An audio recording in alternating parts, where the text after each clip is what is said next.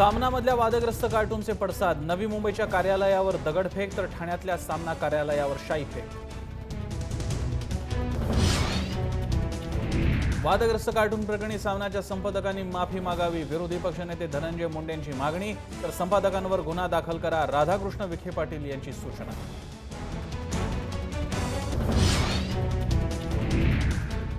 नाशिकच्या रस्त्यावर गुंडाराज, मद्यधुंद टोळक्याकडून तरुणाला भोसकण्याचा प्रयत्न, राणेनगर पोलीस स्टेशन पासून हाकेच्या अंतरावर गुंडागर्दी।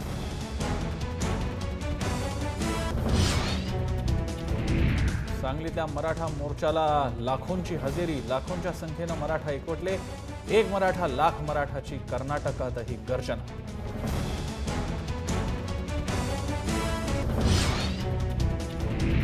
मनसे कार्यकर्त्यांची करण जोहरच्या कार्यालयात धडक, पाकिस्तानी कलाकारांबाबतच्या करणच्या वक्तव्याचा मनसेकडून निषेध, ए दिल है मुश्किल चित्रपटाचं प्रदर्शन रोखण्याचा इशारा।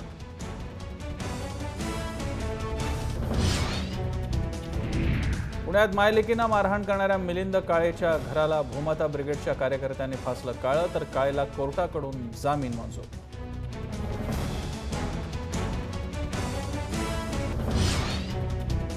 मुंबईतील मेट्रोच्या दुसऱ्या टप्प्याला मंत्रिमंडळाचा हिरवा कंदील, पुढील 4 वर्षात मेट्रोचं काम पूर्ण करणार, राज्य सरकारचं आश्वासन। कांद्यापाठोपाठ टोमॅटोनंही आणलं शेतकऱ्यांच्या डोळ्यात पाणी, टोमॅटोचे भाव गडगडले, नाशकात 1 ते 2 रुपये तर एपीएमसी मार्केटमध्ये 5 रुपये किलो टोमॅटो।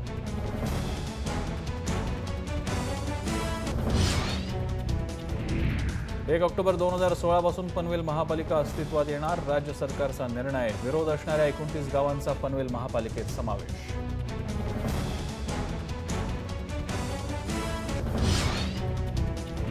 मुंबईतल्या जे हॉस्पिटलचं रुग्ण पालटणार, 650 कोटी खर्चून राज्य सरकार उभारणार सुपर स्पेशालिटी रुग्णालय।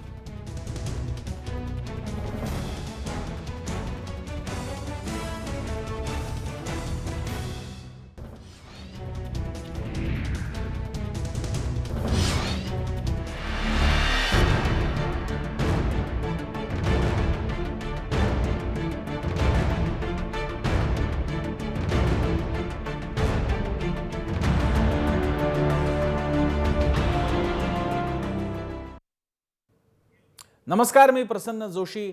जय महाराष्ट्रच्या लक्षवेधी कार्यक्रमात आपल्या सगळ्यांचं स्वागत। पर्यावरणाच्या बाबतीत जगामध्ये मोठ्या प्रमाणात चिंता व्यक्त होते, त्याला कारणीभूत ठरतायत ते हरितगृह वायू, ग्रीन हाऊस गॅस, GHG ज्याला म्हणतात, ज्यामुळे खास करून वातावरणामध्ये वाढ होणं, परिस्थितीमध्ये पर्यावरणाचा समतोल बिघडणं असे अनेक परिणाम घडत असतात। आणि या GHGच्या निर्मितीमागे अनेक कारणं आहेत, ज्यामध्ये प्रमुख कारणं आहेत ती म्हणजे त्या राष्ट्रामध्ये वापरण्यात येणारी पारंपरिक इंधनाचे स्रोत। भारतामध्ये बोलायचं झालं तर आपण कोळसा वापरतो, आपण इंधन वापरतो, या सगळ्यातून जे कार्बन एमिशन होतं त्या सगळ्याचा अल्टिमेट परिणाम, सर्वोच्च परिणाम हा अशा ग्रीनहाऊस गॅसेसच्या मध्ये घडतो आणि त्याचा मोठा परिणाम हा जगाच्या पर्यावरणावरती घडत असतो, अर्थातच देशाच्या सुद्धा होत असतो। आणि याचसाठी एक फार मोठी इनिशिएटिव्ह घेतला गेला, एक फार मोठी पहल करण्यात आली होती, ती पॅरिसच्या, ज्याला पॅरिस अकॉर्ड म्हणतात, पॅरिसमध्ये झालेल्या या चर्चेच्या अनुषंगाने, ज्याचा पाया हा बीजिंगमध्ये सुद्धा रचला गेला होता। त्या पार्श्वभूमीवर खरं तर एकीकडे अमेरिका आणि चीननं या करारात सहभाग घेतलेला असताना भारतासारखा महत्त्वाचा विकसनशील देश मागे राहिला होता, सहभागी होत नव्हता। त्या भारतानं पंतप्रधान मोदींनी नुकतंच असं जाहीर केलं की 2 ऑक्टोबरला गांधी जयंतीच्या निमित्तानं भारत या कराराचा भाग बनेल। ही फार मोठी बातमी आहे। जगामध्ये भारताचा क्रमांक, जे टॉप 10 एमिटर्स आहेत, जे गॅस हा प्रोड्यूस करतात, त्यामध्ये जवळपास आपला 5वा क्रमांक लागतो, 4था क्रमांक लागतो चायना, US, युरोपियन युनियन आणि त्यानंतरचा। त्या पार्श्वभूमीवरती भारताची भूमिका खूप महत्त्वाची आणि स्वागतार्ह आहे। यानंतर भारताची परिस्थिती कशी बदलणार आहे, काय जबाबदारी आणि आव्हान असणार आहे, त्याबद्दल आपली ही चर्चा आहे। यावर बोलायला आपल्यासोबत मान्यवर आहेत। माझ्यासोबत इथे पुणे स्टुडिओला माझ्यासोबत असतील डॉक्टर विनीता आपटे, पर्यावरण तज्ज्ञ आहेत। त्यांच्या शेजारी विश्वंभर चौधरी बसलेले आहेत, जे स्वतः एन्व्हायरमेंटल इम्पॅक्ट अनालिसिसमध्ये त्यांची PhD सुद्धा आहे आणि त्यामध्ये ते कामही करतात। याशिवाय डॉक्टर जीवन प्रकाश कुलकर्णी, भारतीय हवामान विभागाचे शास्त्रज्ञ राहिलेले आहेत, तेही आपल्यासोबत फोनद्वारे असतील। याशिवाय ॲडव्होकेट गिरीश राऊत, भारतीय पर्यावरण चळवळीचे निमंत्रक ते आपल्यासोबत आलेले आहेत, त्यांचे स्वागत. आणि अतुल देऊळगावकर, विख्यात पर्यावरण तज्ज्ञ, फोनद्वारे आपल्यासोबत असतील. सगळ्यांचं स्वागत. मी डॉक्टर विनीता आपटेंपासून सुरुवात करेन. डॉक्टर विनीताजी, या कराराच्या बाबतीतली भारतानं ही बांधिलकी दाखवणी, कारण आता सही करणं हा औपचारिकता उरलेली आहे, जाहीर झालेला आहे. आता तुम्ही बदललेलं पॉलिटिक्स कसं बघता? म्हणजे खास करून मला असं सांगा की आता जो 55% जो थ्रेशोल्ड गाठायचा आहे, त्याच्याकडे भारताच्या या सहभागामुळे जगानं निश्वास सोडलेला आहे, हायसा असण्याचा निश्वास सोडलेला आहे. तुम्ही याकडे कसं पाहता? मला असं वाटतं की भारताने तयारी दाखवली किंवा भारत याच्यामध्ये सहभागी झाला ही गोष्ट बऱ्याच दिवसांपूर्वी झालेली आहे. त्याचं कारण असं आहे की पॅरिसचा करार जेव्हा झाला त्यावेळेला भारताने जे मुद्दे सुचवले होते ते त्यामध्ये अंतर्भूत करून तो करार पूर्ण केला होता. म्हणजे त्यावेळेला 2% कार्बन उत्सर्जन कमी आणायचं हे भारताने सुचवलेला आकडेवारी होती ती.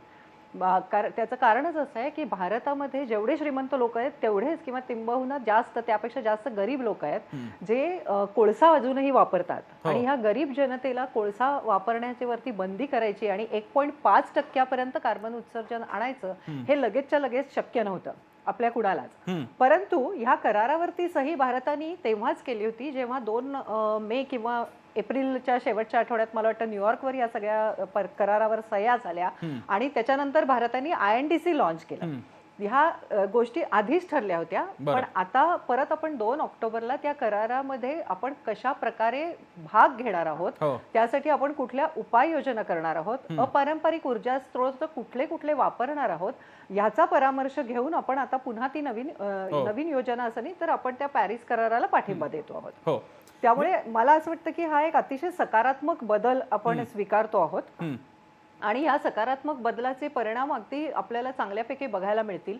कार्बन उत्सर्जन कमी करण्यासाठी अवेअरनेस तर आता प्रत्येक ठिकाणी करावाच लागणार आहे, सर्वच बाबतीमध्ये. म्हणजे फक्त कार्बन उत्सर्जनच असं नाही तर पर्यावरण किंवा त्या अनुषंगिक जे बिहेवियर पॅटर्न आहेत त्या सगळ्या गोष्टींचा अवेअरनेस आपल्याला करायला लागणार आहे. पण या करारामध्ये आपण भाग घेऊन आपण जो आता पाठिंबा, सक्रिय पाठिंबा आपण दर्शवणार आहोत किंवा दर्शवतो आहोत, त्याचे खूपच सकारात्मक बदल आपल्याला बघायला मिळतील.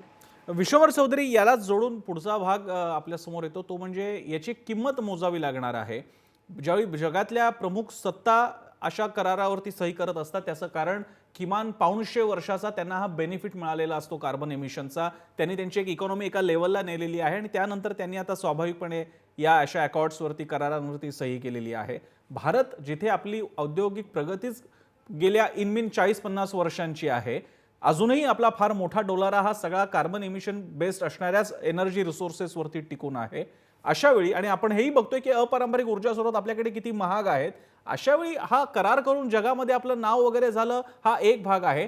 याला तोंड देण्याची परिस्थिती आज भारतात आहे का किंवा असू शकेल का? 97ला जो क्योटो प्रोटोकॉल झाला त्याच्यानंतर आपल्या ह्या सगळ्या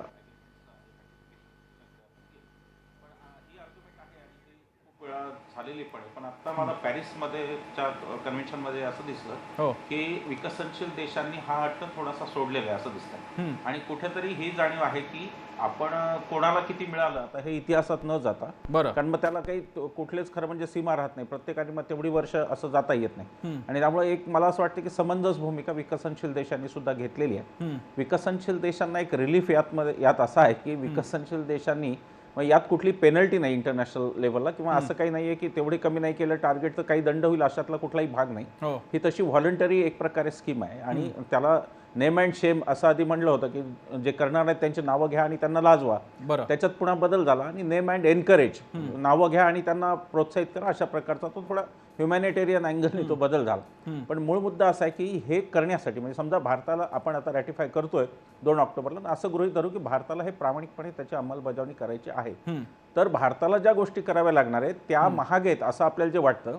त्याचं मूळ कारण असं आहे की आपल्याकडे त्यातलं संशोधनाला पैसाच आपण खर्च केलेला नाही. उदाहरणार्थ सोलार एनर्जीचं आपण बोलतो, विंड एनर्जीचं आपण बोलतो, पण आपला एकूण आपल्या संशोधनावरचा खर्च हा 1% पेक्षाही कमी आहे. आणि तंत्रज्ञान हे शेवटी खरं म्हणजे R&D मधून स्वस्त होतं. मोबाईल आले तेव्हा आपल्याला माहिती एवढे भले मोठे मोबाईल 40-40 हजारला होते.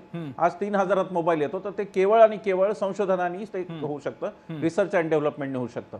मला असं वाटतं की भारताला आता रिसर्च अँड डेव्हलपमेंटमध्ये पैसे जास्त घालायला भाग पाडणं हे एक चांगली गोष्ट या खरं म्हणजे पॅरिस करारातून होऊ शकते की संशोधनाला आपल्याला आता त्याचा जास्त टेक्नॉलॉजीवरच्या संशोधनाला आपल्याला पैसा जास्त करावा लागेल. काही गोष्टी आपल्याला सुधारून घ्याव्या लागतील आणि विशेषतः खरं म्हणजे आपला कोळशाचा वापर हा घरगुती आहे तेवढाच म्हणजे त्यात कम्पेरेबल असं म्हणता येईल त्याला की तो आपला विजेवरती जातो आणि वीज उत्पादन करण्यासाठी आपल्याला कोळसा कसा फेज आउट करून बंद करता येईल याच्याकडे आपल्याला पहिल्यांदा लक्ष केंद्रित करावं लागेल. अल्टरनेटिव्ह जे काही आहेत म्हणजे आता गॅसची सबसिडी आणि याच्याबद्दल खरं या सरकारने काम केलं आणि सिलेंडर्सची व्यवस्था. त्यामुळे आता खरं मला असं वाटतं की डॉमेस्टिक सेक्टरचा तर कोळशाचा तो कमी करावाच लागेल आपल्याला भार, त्याचा काही प्रश्नच नाही. परंतु वीज निर्मिती आणि बाकी औद्योगिक क्षेत्रांमध्ये जे चालतं कोळशाचा वापर त्याच्यावरती भारताला निर्बंध आणावे लागतील. हे खरं आहे. ही गोष्ट खरी आहे की विकसनशील देशांचा त्यात तोटा होतो का, तर ही गोष्ट खरी आहे, तो होत असतो, आर्थिक तोटा होत असतो. परंतु जे एक डॅमेजेस एकदा लक्षात आले त्यानंतर असं म्हणता येत नाही की तुमच्याकडे डॅमेजेस चालू द्या एवढ्या काळापर्यंत, कारण आम्ही तसे केले. आणि त्यामुळे त्या भूमिकेचं मी स्वागत करतो विकसनशील देशाच्या, की आता एक ती भूमिका त्यांनी घेतली की आपल्याला आर्थिक नुकसान हो किंवा काही हो, आपल्याला आता त्याकडे जावं लागेल, हे आता ठरलेलं आहे. त्याच्यातही पुन्हा थोडासा 2 डिग्री आणि 1.5 डिग्री असाही सगळ्या तिथे तो विषय कमी करण्याचा आहे. आणि त्यामध्ये भारताला नेमकं किती गणित करून किती कशा प्रकारे ते फेज आउट करावं लागेल हा काही आता आपल्या समोर सरकारने कुठला मांडलेला नाहीये तक्ता की नेमकं सरकारचा कृती कार्यक्रम त्याच्यावरचा काय आहे. मला अशी आशा आहे की रॅटिफिकेशन नंतर तेही होईल. आपल्याकडे अनेकदा ते खूप ढिल्या पद्धतीने होतं आणि खूपच संवेदना नसलेल्या पद्धतीने पण होतं.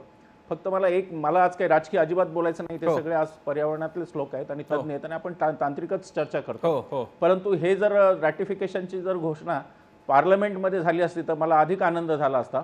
एका पक्षाच्या व्यासपीठावर होण्याच्या ऐवजी एवढंच फक्त मी माफकपणे म्हणणार. परंतु पॅरिस कराराचं आपणही स्वागत केलं पाहिजे. रॅटिफिकेशन ही चांगली घटना आहे आणि या पुढच्या काळात सुद्धा ज्या गोष्टींमध्ये आता बासिल कन्व्हेन्शन आहे, अनेक गोष्टी आहेत की ज्याचा खरं कंप्लायन्स आपला सगळ्यात जगाचाच राहिला. आपण मागे आहोत अशातला भाग नाही.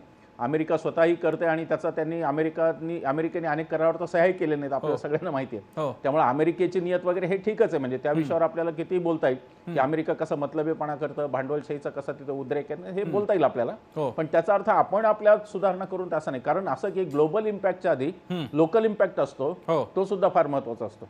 बरं. आणि फक्त एक शेवटचा मुद्दा मी बोलणार. मुळात आपली जी मानक आहेत ना त्याच्याकडे आपल्याला पाहायला लागेल. आता मी हे उदाहरण दुसऱ्या थोडं वेगळं सांगतोय. नॉईज पोल्युशन मध्ये जर आपण पाहिलं तर आपले जे मानक आहेत आजची ती 75 आणि 85 डेसिबल अशी असतात इंडस्ट्रीसाठी आणि बाकी ती कमी होत जातात. पण सरप्राइझिंगली आपण वाहनांना जी दिली ती 90 डेसिबलच्या पुढच्या. म्हणजे अलकाच्या चौकात जी सायलेन्स म्हणजे जो रेसिडेन्शियल झोन आहे त्याचा आपण कंप्लायन्सच करू शकत नाही. ही फार मोठी तफावत आहे. अशी तफावत सगळीकडे आहे. एअर पोल्युशनच्याही खरं म्हणजे स्टँडर्ड्समध्ये आहे, वॉटर पोल्युशनच्या स्टँडर्ड्समध्ये. तर भारताला त्याच्यावरती स्टँडर्ड्सचा एकदा गंभीरपणे विचार करायला लागणार. आणि सार्वजनिक वाहतूक व्यवस्थेचं जे आपलं धोरण आहे तो आपला फॉसिल फ्युएलचा मोठा कन्झम्पशन हे ट्रॅफिकमधून होतं, वाहतुकीसाठी होतं. तर त्याच्यावरती भारताला सार्वजनिक वाहतूक व्यवस्था ही सुद्धा फारच गंभीरपणे आता घ्यावी लागणार पुढच्या काळात. जर आपल्याला इमानदारीने त्या रॅटिफिकेशन जे आपण आता करणार आहोत त्याच्यावर जर पुढे आपल्याला इमानदारीने काही करायचं असेल तर ते करावं लागेल. मी ॲडव्होकेट गिरीश राऊत यांच्याकडे जातो. भारतीय पर्यावरण चळवळ या संस्थेचे संघटनेचे ते निमंत्रक आहेत. ॲडव्होकेट राऊतजी, तुम्ही या नव्या डेव्हलपमेंटकडे कसं पाहता? हे बघा, पहिलं आपण असं बघूया की मगाशी एक वक्त्या म्हणाल्या की गरीब माणसं कोळसा जाळतात. लक्षात घ्या, हे अतिशय चुकीचे काहीतरी म्हणजे काहीतरी आहेत आकलन. हे आता जे कारण आहेत, युनोचा 2007 नोव्हेंबरचा अहवाल जो नक्की करतो की तापमान वाढ आहे, ह्याच्यामध्ये त्यांनी स्पष्ट दिलंय की उद्योग, वीज निर्मिती, बांधकाम, त्याच्यात सिमेंट स्टील येते, वाहतूक, मुख्य मोटार येते, सगळी वाहनं येतात, रासायनिक शेती, आधुनिक शेती, ही 5 प्रमुख कारणं आहेत. थोडक्यात औद्योगिकरण, शहरीकरण आणि जीडीपीच्या वाढीवर आधारलेली अर्थव्यवस्था आहे. कोळशाबाबत त्या म्हणाल्या गरीब वापरतात. रोज भारतात प्रत्येक दिवशी या औद्योगिकरणामुळे, शहरीकरणामुळे 15 लाख टन कोळसा जाळला जातो. 6 लाख टन राख दऱ्याखोऱ्यामध्ये, खाडी सागरात टाकली जाते आणि लाखो टन कार्बन डायऑक्साईड सहित इतर वायू सूक्ष्म राखेसह भारताच्या वातावरणात फेकले जातात. ते उष्णता धरून ठेवण्याचं काम करतात. मिथेन, इतर उद्योगातून येणारं क्लोरोफ्लोरोकार्बन, नायट्रोजनचे ऑक्साईड हे सगळं मिळून. बरं. आता लक्षात घ्या की ह्याच्यामध्ये 60,000 कोटी लिटर पाणी रोज भारतातल्या नद्या सागरांमधून खेचलं जाते, गरम करून नदी सागरातल्या जीवसृष्टीला मारण्यासाठी पुन्हा सोडलं जाते. आज डहाणूची खाडी नष्ट झालेली आहे जैविकदृष्ट्या. एकलाराच्या प्रकल्प किंवा सगळीकडच्या दऱ्याखोऱ्या सह्याद्रीच्या बुजवल्या गेल्या आहेत राखेने. आता प्रश्न असा, गरिबांचा कोळसा जाळणं हे हास्यास्पद आहे. गरीब आणि सगळी मानवजात 10,000 वर्ष शेतीच्या काळात काटक्या जाळत होती, त्यांनी काही ग्लोबल वॉर्मिंग झालं नाही आणि काटक्या जाळून जंगलं कमी पण झाली नसती. हे सुशिक्षितांमधले गैरसमज हानिकारक आहे. आता मला जरासा तुम्ही वेळ दिला तर फार बरं होईल, कारण हे फारच वरच्या पातळीवर चाललंय. बरं. आणि आपण कुठल्या परिस्थितीत पोहोचलोय ते जरा समजून घेऊया. बरं. आता ऑगस्ट महिना जो होता तो सलग 16वा महिना पृथ्वीवरचा विक्रमी तापमानाचा आहे. 16 महिने सलग त्याच्या आधीच्या वर्षातल्या त्याच महिन्यापेक्षा तापमान 0.20 डिग्री 1.5 डिग्रीनी जास्त आहे. माझ्या हातात हे अहवाल आहेत. आताच्या आधी जून, त्याच्यानंतर जुलै, मे सगळे महिने विक्रमी तापमान. एवढंच नाही तर जानेवारी ते जून या महिन्यामध्ये आधीच्या जानेवारी ते जून पेक्षा 0.24 डिग्रीची वाढ आहे. एक प्रचंड धक्का बसलाय. संपूर्ण जागतिक हवामान संघटना नासा आणि अमेरिकेची वातावरण आणि महासागराची संघटना NOAA हे धक्का बसले. रावजी, अल्टिमेटली चिंताजनक आहे. अल्टिमेटली तुम्ही तो पॉइंट सिद्धच करताय. तपशिलातले भेद असू शकतात, पण तुम्ही मान्य करताय की हे ग्रीन हाऊस इफेक्ट जे आहेत ते सगळे पारंपरिक स्रोतांच्या वापरामुळे आहेत आणि त्यामुळे पॅरिस अकॉर्ड वरती सही, याचं तुम्ही स्वागतच करताय याचा अर्थ. पण नाही, त्याच्यामध्ये फार मोठी मेख आहे. जरा समजून घेऊया. पॅरिस अग्रीमेंटवर सह्या करणाऱ्या देशांना पण कळलं पाहिजे अशी गोष्ट आहे. आता या 2 महिन्यातले अहवाल. बरं. काय झालंय, एका वर्षामध्ये 0.24 डिग्रीची वाढ पृथ्वीवर कोट्यावधी वर्षाच्या इतिहासात कधीही झालेली नाहीये. आणि आता येणाऱ्या 4 वर्षात मिळून 5 वर्षात 1 डिग्रीची वाढ होते. अरे आपण कुठल्या भ्रमात आहोत? 1 डिग्रीची वाढ पृथ्वीवर कधी झालेली नाहीये. सरासरी वाढ. ह्याचा अर्थ लक्षात घ्या काय तो. हा माझ्याकडे आता जो हातात कागद आहे हा पॅरिस अग्रीमेंटचा कागद आहे. बरं. प्रचंड महत्वाचा डॉक्युमेंट. त्याच्यामध्ये त्यांनी असं लिहिलंय की आपल्याला कुठल्याही परिस्थितीत 2 डिग्रीची वाढ रोखायची आहे. गेल्या वर्षी ते लिहितात, अरे कुठे आपण आहोत, आपण 2 डिग्री ओलांडतोय. 1.8 डिग्रीची वाढ ऑलरेडी झालेली आहे 1750 पासून, प्री इंडस्ट्रियल काळापासून. आणि आता आपण या 4 वर्षांनी एक लक्षात घ्या 2.8 किंवा 3 डिग्रीच्या पर्यंत पोहोचतोय. फक्त ही 5 वर्ष आणि त्याच्या पुढची 5 वर्ष 1 डिग्रीची. मानव जातीचे जीवसृष्टी फक्त 50 वर्षात नष्ट होते. हे अहवाल लिहित आहे. आपल्याला आता असल्या चर्चा आणि असल्या गोष्टी चालणार नाहीये. आणि नेत्यांना काय कळलं किंवा उद्योगपतींना काय कळलं, नोकरशाह, हे आता महत्वाचं नाहीये. मानवजात पूर्ण संकटात आहे. औद्योगिकरण, शहरीकरण थांबावं लागणार आहे ताबडतोब. कोणाला आवडू नाही तर न आवडू, ह्याच्यावर पुढची चर्चा फार तर होऊ शकते. तुम्ही संधी दिली तर आपण त्याच्यावर बोलू. ठीक आहे. मी रावजी तुम्ही आहात, आपल्याकडे वेळ आहे आणि मी तुमच्याकडे पुन्हा एकदा येणार आहे. आणि मला कल्पना आहे की कदाचित डॉक्टर विनीता आपटे याबद्दल बोलायचं असेल, पण त्यापूर्वी मी आपल्यासोबत ज्येष्ठ शास्त्रज्ञ डॉक्टर जीवन प्रकाश कुलकर्णी फोनद्वारे. कुलकर्णीजी, माझा आवाज पोहोचतोय आपल्यापर्यंत? कुलकर्णी सर, मला आशा आहे तुम्ही आतापर्यंतची चर्चा बहुधा ऐकली असेल. त्यामुळे तुम्ही पॅरिस अकॉर्ड वरती भारताची संमती आणि मुळात ही परिस्थिती ज्यामुळे तयार झाली आहे, ज्याचा उल्लेख आता राऊतांनी केला, या दोन्ही बाबतीत बोला. तर हे जे जागतिक तापमान वाढ आहे हा विषय फार पूर्वीपासूनच लोकांना माहीत झालेला आहे. शास्त्रज्ञांच्या परिषदेत त्याचा चर्चा होत होती. नंतर क्योटो प्रोटोकॉल 1997 साली झाला आणि त्या क्योटो प्रोटोकॉल नंतर दरवर्षी वेगवेगळ्या ठिकाणी मीटिंग होत गेल्या आणि त्याचं शेवटचं आता रिसेंट म्हणजे 12 डिसेंबर 2015 पॅरिसला अग्रीमेंट झालं.